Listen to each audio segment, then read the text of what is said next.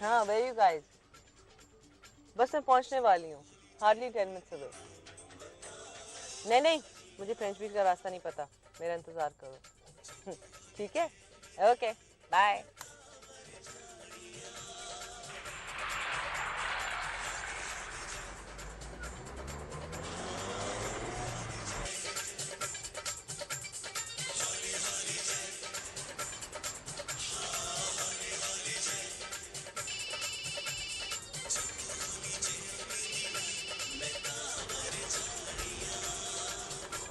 Hello Farooqui. हाँ, कौन हमजी साहब खुद आए हैं? अच्छा ऐसे करो, उन्हें 15% का डिस्काउंट दे दो। मैं कल सुबह दफ्तर नहीं आ सकूंगी। हाँ ठीक है।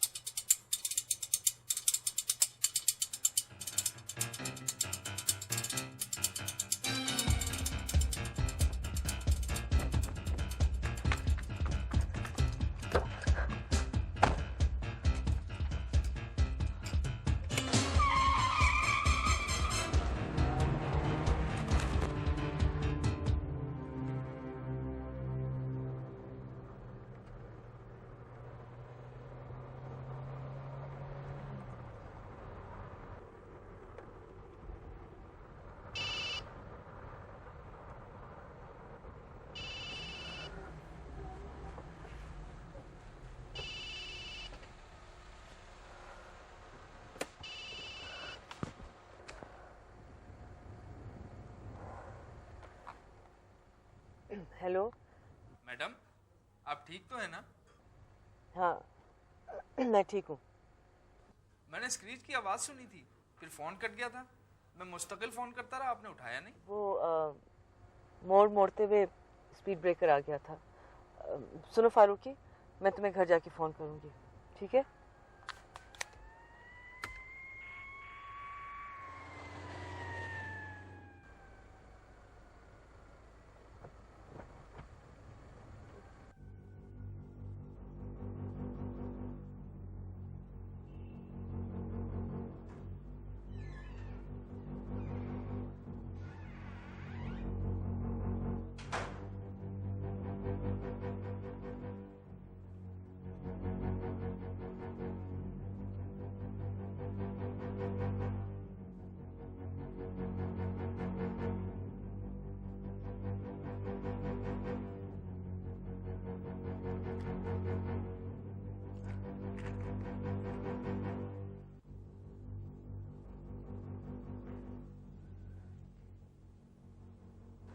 महक, क्या हुआ? तुम बीच पे नहीं गई?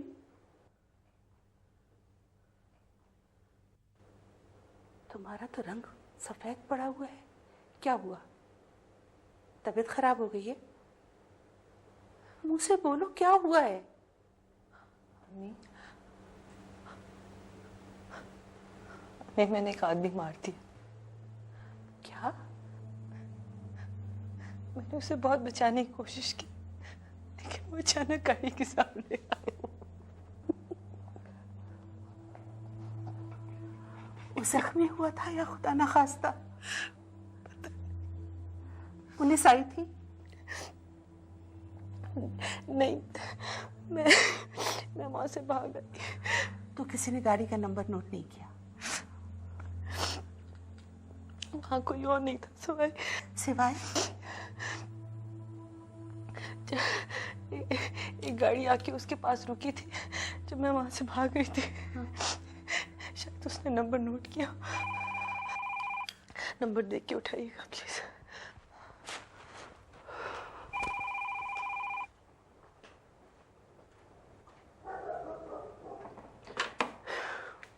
हेलो। हाय आंटी, बहन निकल गई ना बीच के लिए? नहीं बेटा, वो घर वापस आ गई है। उसकी अचानक तबीयत कुछ खराब हो गई। हाँ बेटा, मैं बता दूंगी।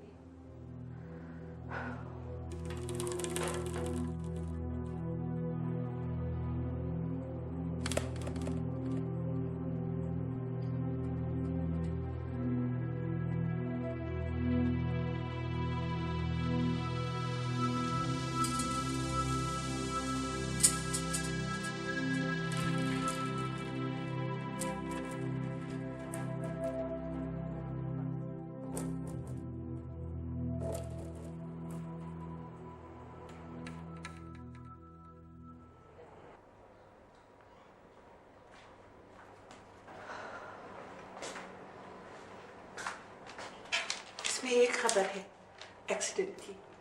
क्लिफ्टन के इलाके में किसी गाड़ी ने एक आदमी को मारा है। नहीं, उस वक्त मैं डिफेंस में थी। इसका मतलब है वो बच गया होगा।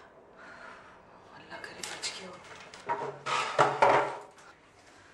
सारी रात मुझे बस यही ख्याल आता रहा कि मुझे वहां से भागना नहीं चाहिए था।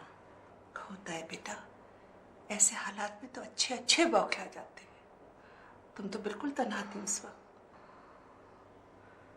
पता नहीं कौन था, पता नहीं उसके घर वालों पे क्या गुजर रही होगी इस वक्त। तुमने उसे करीब से देखा था? जी। कैसी हालत लग रही थी? ठीक नहीं थी। होश में था? नहीं, मुझे तो लग रहा था जैसे वो मर गया है। नहीं, अगर ऐसा हुआ होता तो अखबार में खबर जरूर आ जाती। शायद आज कोई खबर आ जाए, अगर किसी ने गाड़ी का नंबर नोट किया हो तो। अल्लाह मालिक है। मेहर, तुमने जानबूझ के तो उसको नहीं मारा? अम्मी, लेकिन वो मेरी गाड़ी से टकराया था। उसे हॉस्पिटल ले जाना मेरा फर्ज था। हॉस्पिटल से पता किया जा सकता है। एक्सीडेंट के केसेस सिर्फ 3 हॉस्पिटल्स में लाए जाते हैं।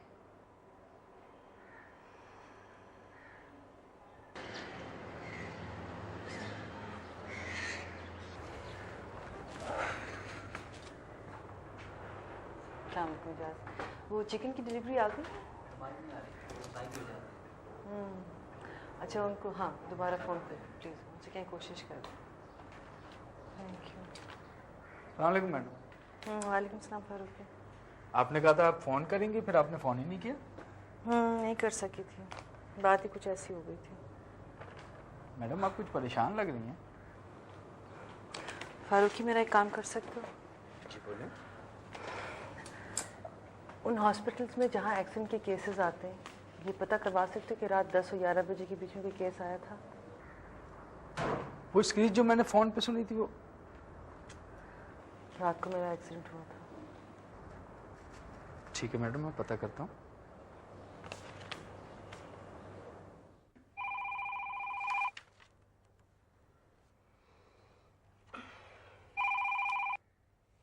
हेलो।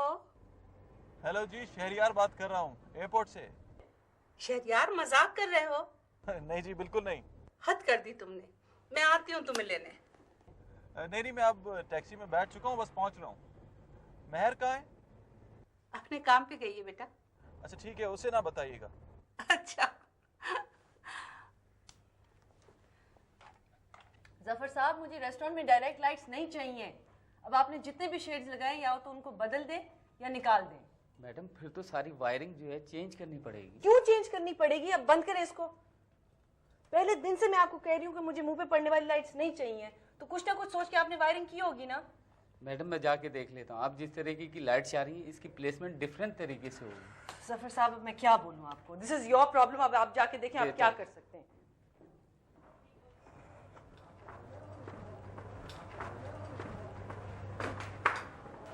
अस्सलाम मैडम। कुछ पता चला? जी मैडम, बहुत कुछ। जिना हॉस्पिटल से 11:15 बजे पहुंचाया गया था। हालत काफ़ी क्रिटिकल थी, जगह जगह फ्रैक्चर थे, सर पर भी गहरी चोट थी। बच जाएगा? पता नहीं मैडम, क्योंकि उसके घर वाले उसे किसी प्राइवेट हॉस्पिटल में ले गए, लेकिन डॉक्टर कह रहा था कि बचना मुश्किल है। पुलिस में रिपोर्ट हुई है? जी मैडम, लेकिन उसमें गाड़ी का नंबर नहीं है। नाम क्या उसका? रियाज अहमद। मैडम उसकी उम्र सिर्फ 26 साल है। टीवी प्रोडक्शंस करता है। प्राइवेट हॉस्पिटल में पता कर सकते हो? जी मैडम, कोशिश करता हूँ।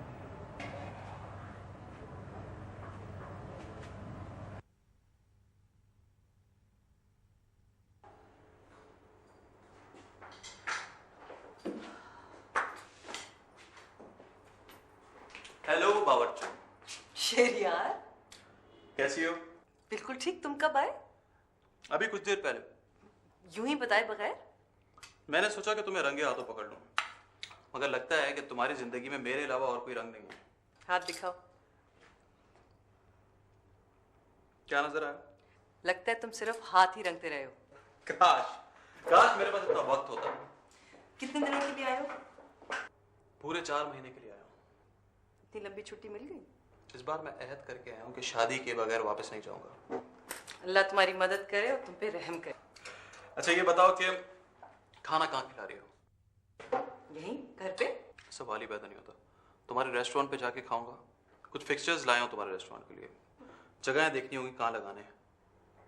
थैंक यू, मैं चेंज करके आता हूँ। जहाँ कहीं भी होता हूँ हमेशा तुम्हारा ही ख्याल रहता है कि अगर तुम होती तो कितना एंजॉय करती। एक बार तो मैंने जरा आहिस्ता चलाना प्लीज। हाँ मैं 40 की स्पीड पे जा रहा हूँ, तुम डर क्यों रही हो? नहीं एक्चुअली तुम बस बातों में इतने लगे हुए थे कि सड़क की तरफ ध्यान नहीं दे रहे थे। नहीं नहीं मैं भी क्या करूँ, मैं चाहता हूँ कि बस तुम्हें एक साथ ही सब कुछ बता दूँ। ऐसा करो तुम ड्राइव करो, मैं तुमसे बातें करता हूँ। नहीं मैं गाड़ी में ड्राइव करूँ।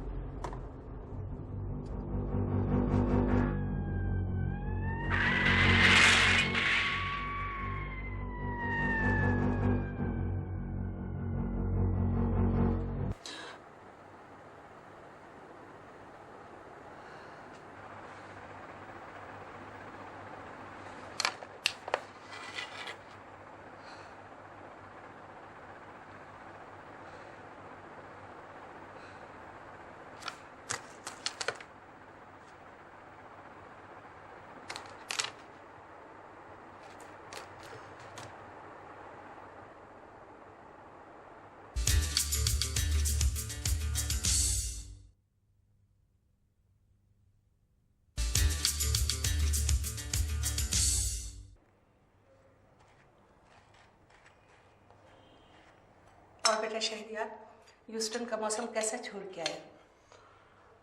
बहुत गर्मी है, बिल्कुल यहाँ की तरह। क्या बता, तुम्हारी तबीयत तो ठीक है? सर में दर्द है। बेटा आज आराम कर लो, काम पे मत जाओ। Good idea. बल्कि इस्लामाबाद में मेरे साथ चलो, अम्मी अब्बू से भी मिल लेना। पागल हो गए हो? रेस्टोरेंट में कारपेंटर काम कर रहे हैं, वायरिंग दोबारा हो रही है। ये सब छोड़ के मैं कैसे जा सकती हूँ? फारूकी किस लिए है? वो सब कुछ संभाल लेगा। हाँ बेटा, शहरियार ठीक कह रहे हैं। आज फ्राइडे है ना, संडे की रात वापस आ जाना। मम्मी आपको पता है मैं आजकल कहीं नहीं जा सकती। बेटा तुम्हें आजकल ही कहीं पर जाना चाहिए, कुछ दिनों के लिए। मम्मी एक दफा भागी हूँ, दोबारा नहीं भागूंगी।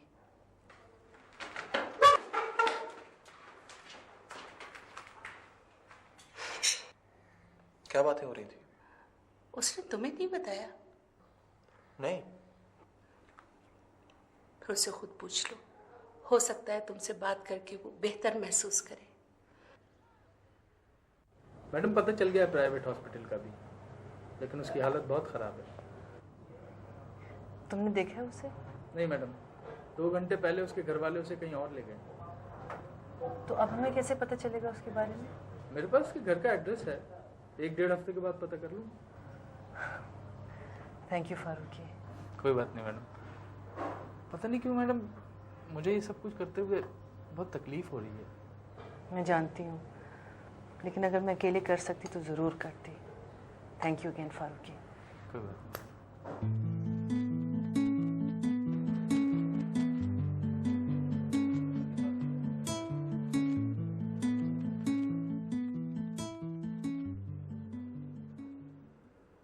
बैठ जाओ मेहर, तुम्हें ये बात मुझे पहले दिन ही बता देनी चाहिए थी। इस किस्से को दोहराने की हिम्मत नहीं थी मुझ में। खुदा का शुक्र करो कि तुम किसी मुश्किल में नहीं फंस गई। साफ बच गई तुम। ना किसी ने तुम्हें देखा और ना ही किसी ने तुम्हारी रिपोर्ट की। इससे बड़ी मुश्किल और क्या हो सकती है शहरियार, कि मैं ना सो सकती हूँ ना जाग सकती हूँ। मेरा जहन सुन रहता है, हर फोन की घंटी पे चौंक जाती हूँ। साथ से कोई गाड़ी गुजरती है तो दिल दहल जाता है। स्टीयरिंग व्हील पे मेरे हाथ कांपते हैं। फिर मैं खुद को मुजरिम समझने लगी हूँ जो हर वक्त पुलिस से छुपता फिर रहा हूँ। देखो ये सब एक ज़हनी कैफियत है जो कुछ दिनों में खत्म हो जाएगी। तुम ये समझो कि तुमने कोई जुर्म किया ही नहीं है। ये इस किस्म के एक्सीडेंट रोजाना शहरों में होते रहते हैं, सब भूल जाते हैं इन्हें। मैं नहीं भूल सकती। I broke the law Shahryar. मैंने रेड लाइट तोड़ी थी।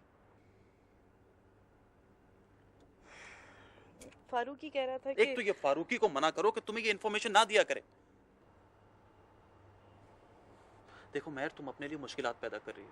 ऐसा भी तो हो सकता है कि फारूकी झूठ बोल रहा हो। तुम्हें कैसे मालूम कि वो हॉस्पिटल गया था और वहां जाके उसने उसकी हालत मालूम की थी? फारूकी झूठ क्यों बोलेगा? हाँ, मैं उसे 10 साल से जानती हूँ। क्या मिलेगा उसे झूठ बोलकर? पैसा, ब्लैकमेलिंग। शहरयार प्लीज मत करो ऐसी बातें।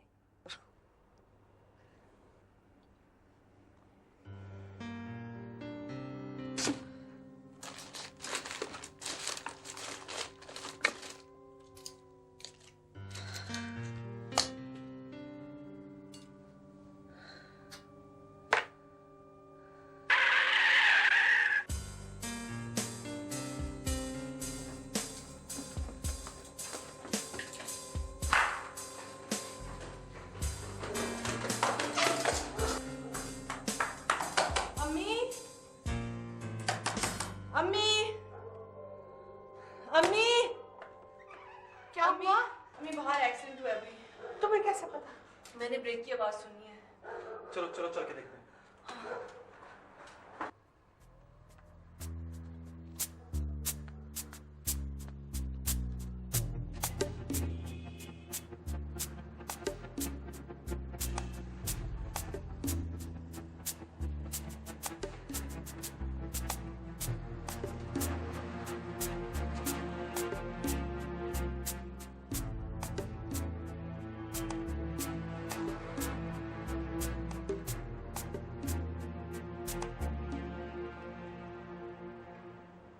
पता नहीं अब तक क्यों सो रही है वो। उठ जाती तो अच्छा था। कोई बात नहीं, रात को बहुत डिस्टर्ब थी वो। अच्छा थोड़ी देर सो लेगी। मैं चलती हूँ तुम्हारे साथ एयरपोर्ट। नहीं नहीं, जब अम्मी अब्बू के साथ आऊँगा ना इस्लामाबाद से, फिर लेने आइएगा। इंशाल्लाह। खुदा करे मेहर जब तक बिल्कुल ठीक हो जाए। हो जाएगी, आप फिक्र ना करें। चलिए मैं चलता हूँ। खुदा हाफिज़। खुदा हाफिज। हाफिज़।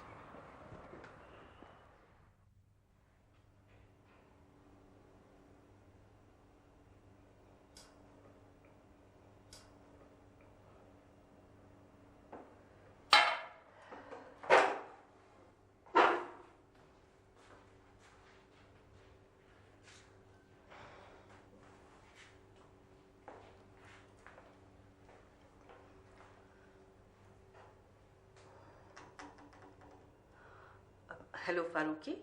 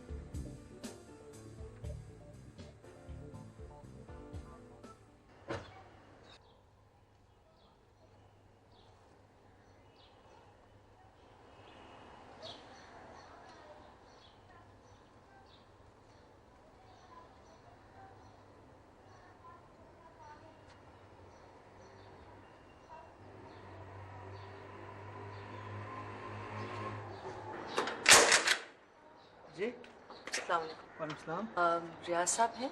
है तो सही, मगर वो मैं उनकी खैरियत ही मालूम करने आई हूँ। आइए मुझे।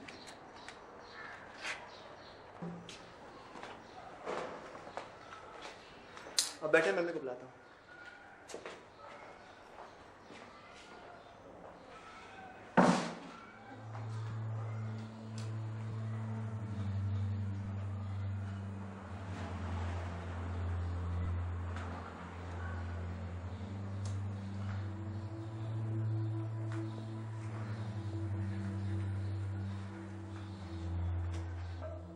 अस्सलाम वालेकुम। अस्सलाम वालेकुम। बैठिए।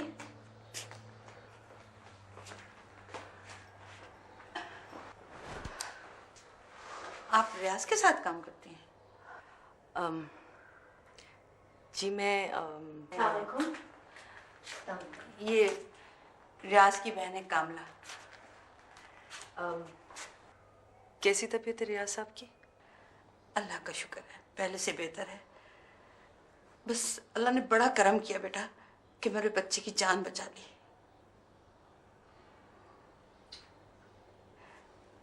चाय पिलाना बेटा, जाओ। नहीं जी, थैंक यू, अभी पी के आई हूँ। रियाज साहब से मिल सकती हूँ? वो अब किसी से नहीं मिलते ना, वो कहीं आते जाते हैं। तो उनकी हालत अभी तक ठीक नहीं हुई? अरे बेटा, हादसा भी कोई मामूली तो नहीं था, ठीक होने में भी वक्त लगेगा। आपका ताल्लुक भी शो बिजनेस से है?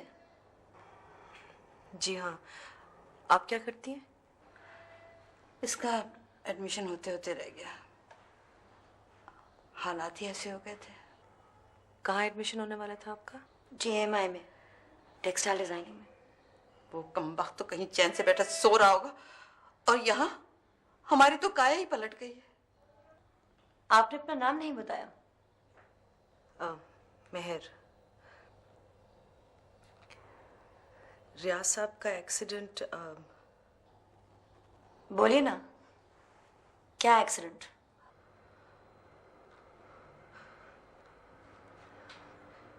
रियाज साहब का एक्सीडेंट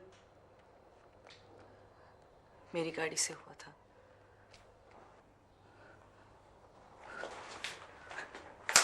चली जाइए यहाँ से, इससे पहले कि मैं आपका भी वही हश्र करूं जो आपने मेरे भाई का किया है। निकल जाइए इस घर से।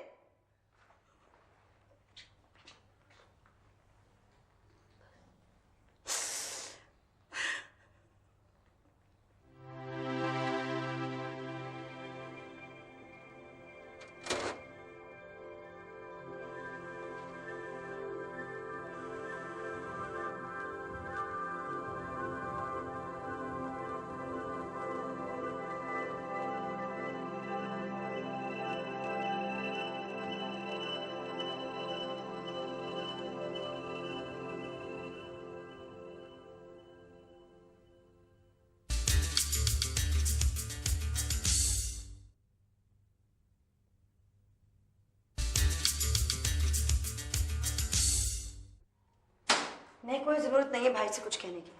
उसी वक्त पुलिस को फोन करके उसे पकड़वा देना चाहिए था। मैं तो उसकी हिम्मत पे हैरान हूँ कि आ कैसे गई, और फिर कितने सुकून से कह रही थी कि मुझे रियाज अहमद से मिलना है। अगर वो फिर से आई तो? वो आएगी, देख लेना। आके तो देखे। मैं उसे अंदर ही नहीं आने दूंगा। वो आए ना तो फौरन उसका नंबर नोट करना और थाने में जाकर रिपोर्ट करा देना। वैसे अम्मी वो आई क्यों थी?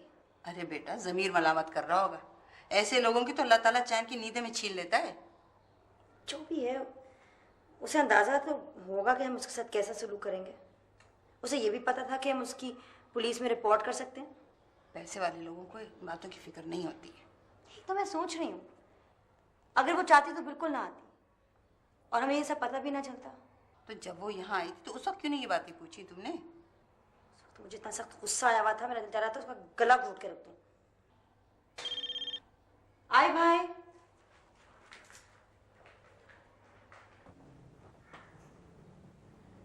मेहर। जी मेहर जी। शहरयार का फोन है।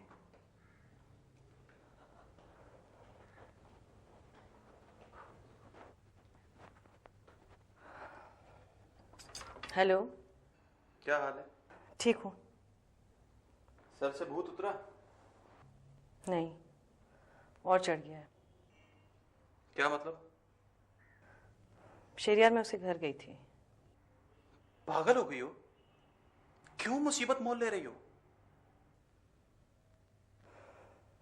मेरा ख्याल है इस बारे में बात ना करें तो बेहतर है शेरियार, क्योंकि तुम्हारी समझ में मेरी बात नहीं आएगी। मगर तुम्हारी समझ में मेरी बात तो आनी चाहिए ना। नहीं, क्योंकि हम दोनों बिल्कुल मुख्तलिफ अंदाज में सोचते हैं। ये तुम्हें अब पता चल रहा है, 15 साल की दोस्ती के बाद? हाँ, मुझे अब पता चला है, जब बकौल तुम्हारे मैंने ये मुसीबत मोल ले ली। अच्छा बाबा, जो जी में आया करो। अम्मी और अब्बू आना चाह रहे हैं शादी की तारीख तय करने के लिए।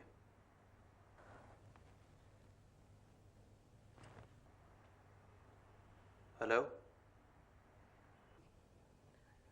शेरियार, मेरे ख्याल में उनको नहीं आना चाहिए।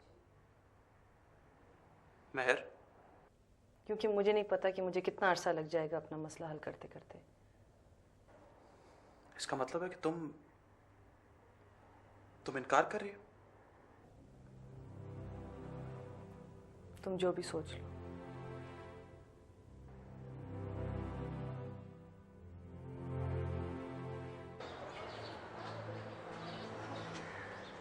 अस्सलाम वालेकुम।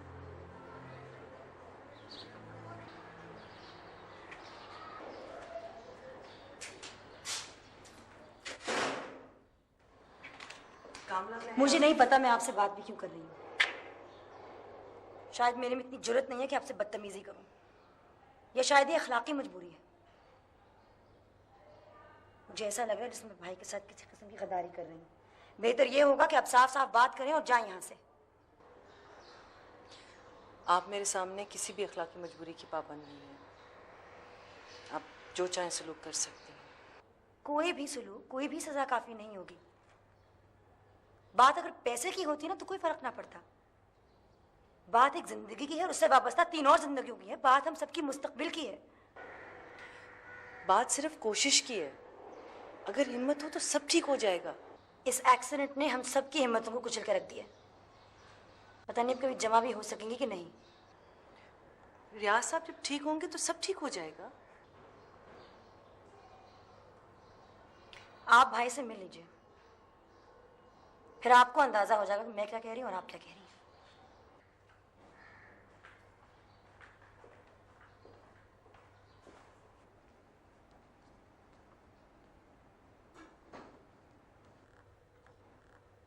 कौन है? भाई ये मेहर हैं, आपसे मिलने आई हैं।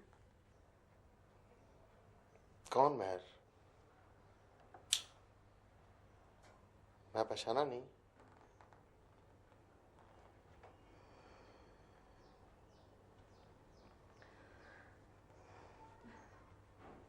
आपका एक्सीडेंट मेरी गाड़ी से हुआ था।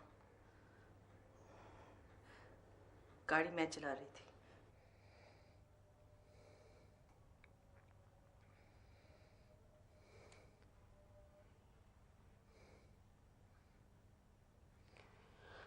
कामला ने यहाँ से फौरन जाने को कहो। सुना नहीं तुमने? मैं चली जाऊंगी रियाज साहब, लेकिन अगर मेरी बात आप... मैं ना आपकी सूरत देखना चाहता हूँ और ना ही आपकी आवाज सुनना चाहता हूँ। चली जाइए यहाँ से आप। भाई भाई व्हाट? सुन तो लीजिए ये क्या कहना चाहती हैं। सुनना तो बहुत दूर की बात है कि मेरा बस चले तो। भाई तो यहाँ से तुम जाओ यहाँ से। छोड़ो मेरा हाथ। भाई छोड़ो मुझे। भाई छोड़ो मुझे। भाई हाथ मत जाओ हटाओ। यहाँ से तुम। हटाओ मेरा भाई हाथ। हटाओ।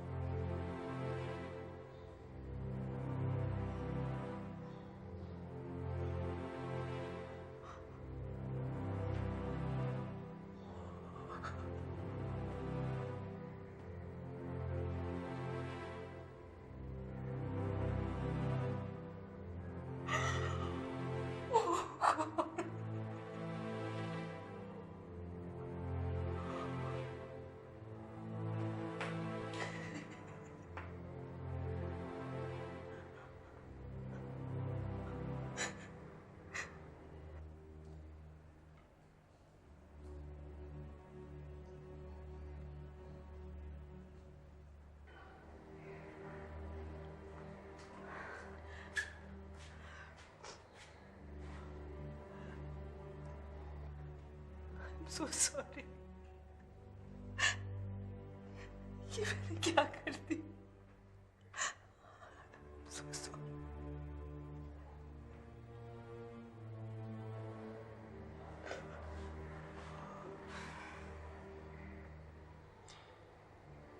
हमने कभी उन्हें किसी से इस तरह बात करते नहीं देखा था, और अब वो सबसे इसी तरह बात करते हैं। उनकी जगह कोई और होता तो शायद यही करता। देखो मेहर, मुझे अंदाजा है कि आप गिल्ट के किस कदर तकलीफदेह वक्त से गुजर रही हैं।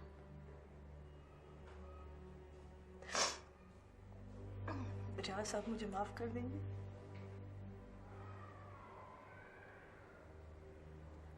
पता नहीं, आप कोशिश कर लें, शायद। तुम वाकई बहुत हिम्मत वाली हो, कमाल कर दिया तुमने। मैं अगर तुम्हारी जगह होती तो फौरन भाग आती। मेरे पैर तो जैसे जमीन से चिपक गए थे। पता नहीं कैसे खड़ी रही मैं उसके सामने। तुम्हारे ख्याल में वो तुम्हें माफ कर दे? पता नहीं, लेकिन शायद अब वो कभी भी चल ना सके। ऐसी हालत में माफ करने का ख्याल कैसे आ सकता है किसी को? और अब तो मुझे कोई तवक्को भी नहीं है माफी की।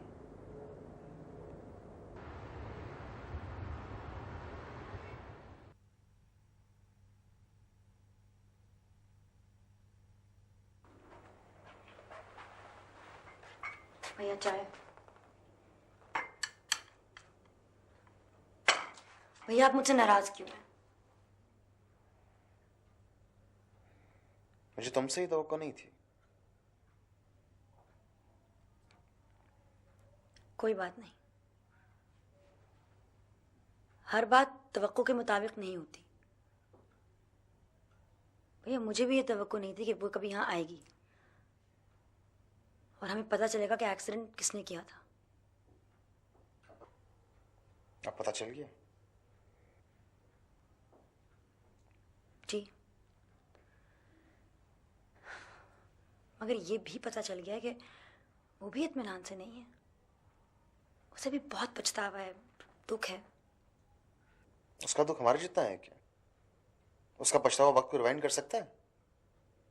भाई वक्त को तो कोई रिवाइंड नहीं कर सकता,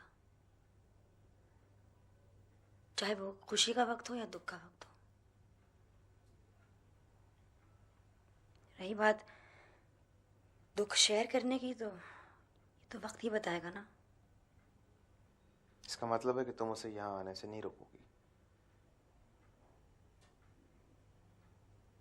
नहीं भाई, मैं नहीं रोकूंगी, क्योंकि सजा देना मेरे इख्तियार में नहीं है, माफ करना मेरे इख्तियार में है।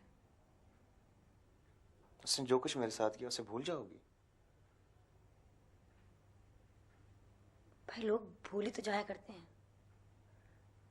बड़ी सी बड़ी बात को, बड़े से बड़े हादसे को। इसी तरह तो दुनिया आगे बढ़ती है। अगर लोग हर हादसे पे रुक जाते तो दुनिया एक मातम कदा बन जाती। और मुझे पूरा यकीन है कि आप भी उसे माफ कर देंगे। आज नहीं तो कल, कल नहीं तो परसों।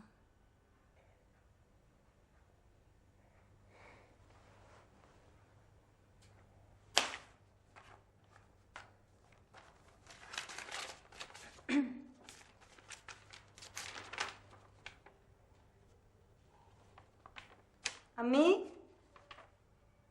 अम्मी। क्या है? आ रही हूँ। किसका खत है? यूनिवर्सिटी से है।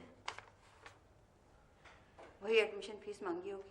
नहीं, इन्होंने इत्तला भेजी है कि अगले महीने की 14 तारीख से सेमेस्टर शुरू हो रहा है। गलती से भेज दिया होगा। तुमने तो फॉर्म जमा कराया था और इंटरव्यू दिया था, फीस तो नहीं दी थी। फोन करके पता करती हूँ। हाँ पता करो, देखो क्या कह रहे हैं।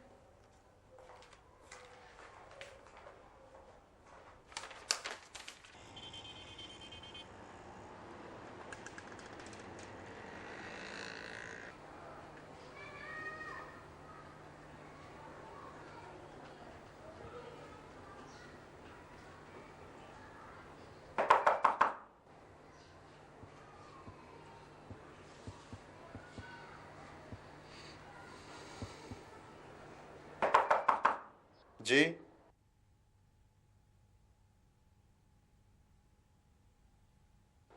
मैंने आपसे कहा था ना कि जी मुझे याद है आपने क्या कहा था। उसके बावजूद आप फिर आ गए। मैंने कहा था मैं फिर आऊंगी, आप शायद भूल गए। चाहती क्या है आप? सजा या माफी? माफ कर दूं आपको ताकि आपको चैन आ जाए। यानी अपनी गर्ज की खातिर आप यहां पे आती हैं, अपने गिल्ट से निजात चाहती हैं ताकि आप सुकून की नींद सो सकें, अपनी जिंदगी को उसी तरह एंजॉय कर सकें जिस तरह आप करती रहेंगे। इधर देखिए मेरी तरफ, मेरा आधा जिस्म मफलूज हो चुका है। मैं जिंदगी भर ना चल सकूंगा, ना बैठ सकूंगा, ना ही अपनी मर्जी से करवट ले सकूंगा। एंजॉय करना तो बहुत दूर की बात है, मैं अपनी जिंदगी ढंग से गुजार भी नहीं सकता। और आप माफी का लफ्ज सुन के गिल्ट से छुटकारा चाहती हैं।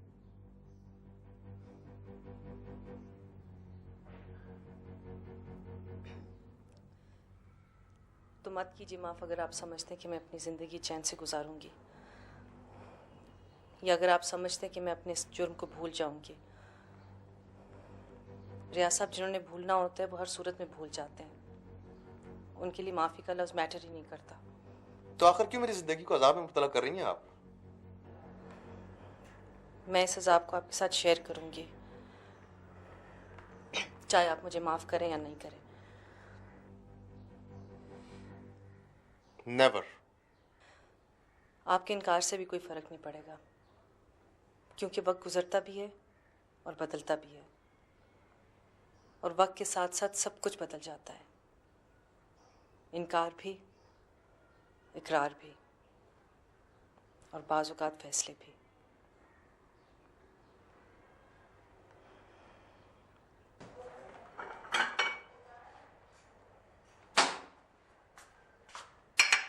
मेहर, आपने ऐसा क्यों किया? आपको बुरा लगा? अच्छा भी नहीं लगा। मुझे ऐसा लगा जैसे आप कफारा अदा कर रही हैं। रियाज साहब के साथ जो कुछ हुआ है उसका कोई कफारा मुमकिन नहीं है। फिर आपने एडमिशन फीस क्यों दी? इसलिए कि मैं सिर्फ यही कर सकती थी।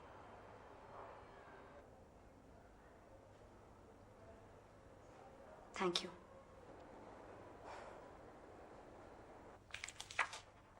कहाँ से आई हैं किताबें? मेहर ने मंगवाई है, और कौन मंगवाएगा? दिमाग खराब हो गया है उसका। क्या फायदा? इस हालत में क्या डायरेक्शन दूंगा मैं? भाई, डायरेक्शन के लिए जोर जोर से चीखना और जोर जोर से डांटना सबसे ज्यादा जरूरी होता है, और वो आप पहले से कहीं बेहतर करते हैं। आप मैं चाय चाय लेके आती हूँ आपके लिए।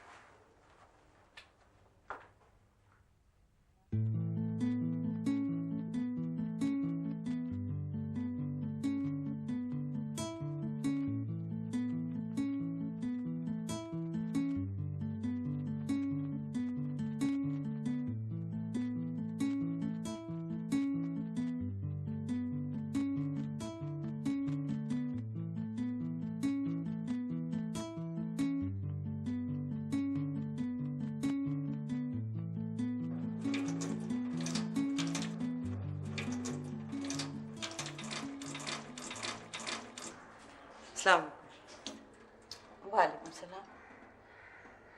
तुम्हारे हाथ में क्या है? रियाज साहब के कमरे के लिए पोस्टर है। अच्छा। मेहर जी, मैं बहुत दिनों से तुमसे कुछ कहना चाह रही थी, लेकिन मौका नहीं मिलता था।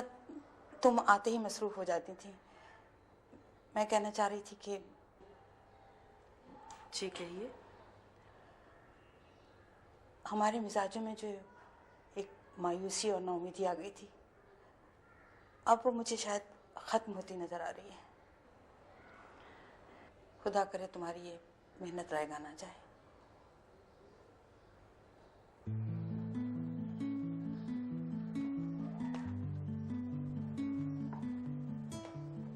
अच्छा, सो रहा है।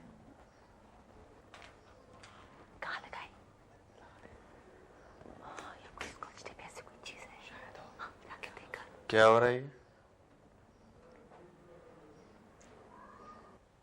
क्या है ये? नींद। इसमें नूरजान ने कोयला चुनने वाली लड़की का रोल किया था। आप क्या चाह रही हैं? आपकी इन हरकतों से सब कुछ बदल जाएगा क्या? बदल जाएगा।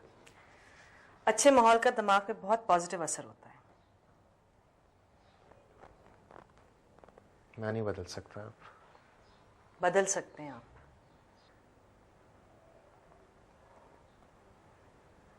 आपको कैसे पता? इसलिए कि मैं बदल गई हूँ। इससे पहले मुझ में इतनी हिम्मत नहीं थी कि मैं किसी से लड़ सकूं या किसी की डांट सुन सकूं। आपकी डांट सुनने के बाद तो मुझे लगता है कि मैं सारी दुनिया से लड़ सकती हूँ। बस इसे आप बदलना कहती हैं? नहीं। और बताऊं? मैंने शहरियार से कह दिया मैं उससे शादी नहीं कर सकती। यानी? शहरियार हमारे फैमिली फ्रेंड्स का बेटा था। हम दोनों एक साथ बड़े हुए। वो मुझसे 5 साल छोटा था, लेकिन बहुत दोस्ती थी हमारी। फिर हमारी शादी तय हो गई और वो अमेरिका चला गया। और आपने उससे मना कर दिया? हाँ। 15 साल अचानक गैर अहम हो गए। आपके लिए मुस्तकबिल अहम नहीं है? अकेले गुजारेंगी जिंदगी को? मुस्तकबिल अहम है, शादी नहीं। इसलिए अबू की डेथ के बाद सिर्फ मुस्तकबिल बनाने में लगी रही। मेरे 2 ही तो काम थे, रेस्टोरेंट चलाना और दोस्तों के साथ घूमना फिरना। मगर अब क्या?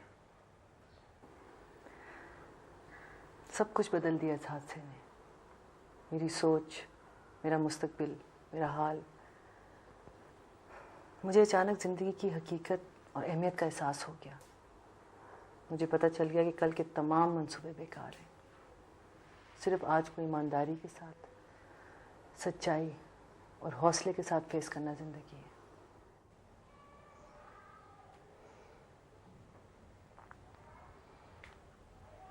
शहरियार क्या चाहता था? शहरियार फरार चाहता था हर सच्चाई से। तल्ख हकीकत को फेस करने से फरार कहीं ज्यादा आसान काम है। मैं इस कमरे में ना तो माजी को घुसने देना चाहता हूं और ना ही उम्मीद को। ये दोनों बातें तो दिमाग से वापस हैं। इसीलिए तो नींद की गोलियां खाता हूं। आप क्या समझते हैं जिंदगी ऐसे गुजर जाएगी? कम तो हो जाएगी। जो काम अधूरे रह गए? मैं खुद जो अधूरा रह गया। डायरेक्टर बनना चाहता था मैं, टीवी सीरियल बनाना चाहता था, फिल्म बनाना चाहता था, बहुत कुछ करना चाहता था मैं। मगर वो सब, ये सब अब भी मुमकिन है। कुछ भी मुमकिन नहीं है।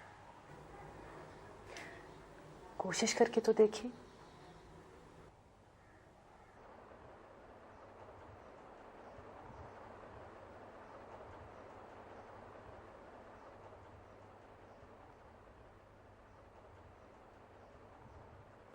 महर,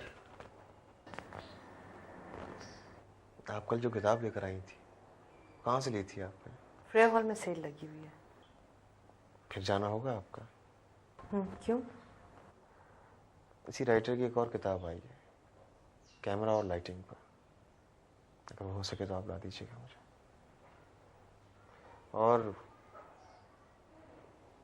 ये पोस्टर बहुत अच्छा है। Thank you.